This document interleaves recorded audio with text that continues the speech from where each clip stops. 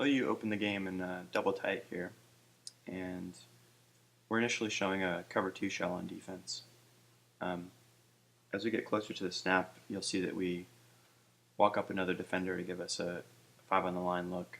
And we're actually running a fire zone here. You can see our corners drop off, and we have one safety going deep.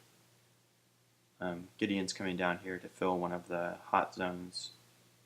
So we have our 3 hot defenders, our hot 3 defender, and then our hot 2 defenders.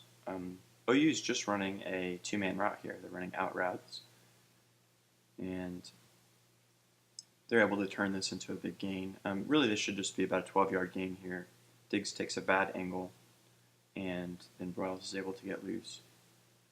But it's not just luck. I mean, there's some part of that is a mistake on defense, but this is also a very good call against what we do on defense. So let's kind of understand why. One thing is that from this cover 2 shell, there's really 3 main coverages that we would run from this situation. And you can kind of tell this is zone coverage by the depth that our corners are playing and their focus in the backfield. So the 3 coverages we would normally run from this are quarters, a cover 2 coverage, or a cover 3 coverage. In both the quarters and the cover 3 coverage, these outside areas, the flats, would be open if you can give your quarterback time to protect.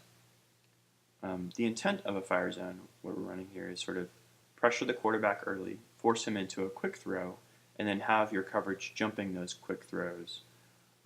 So the idea is, not to devote a lot to your pressure, but to make it focused pressure and still be able to jump all the quick routes.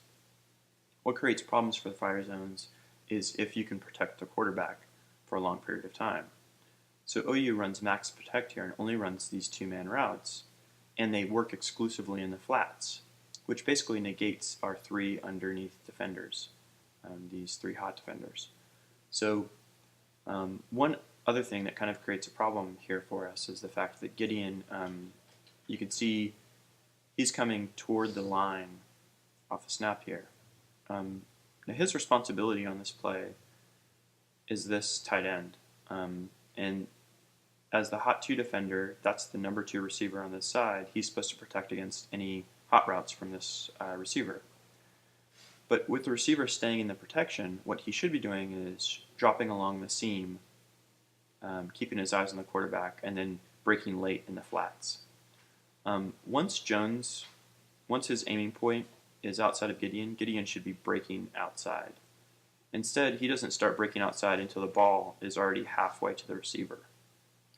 So as a result, when Broyles gets this ball, Gideon doesn't have depth, and he's getting a late break on the ball. That creates a larger inside lane for Broyles to run upfield, and so it magnifies the problem of Diggs' poor angle on Broyles on this play.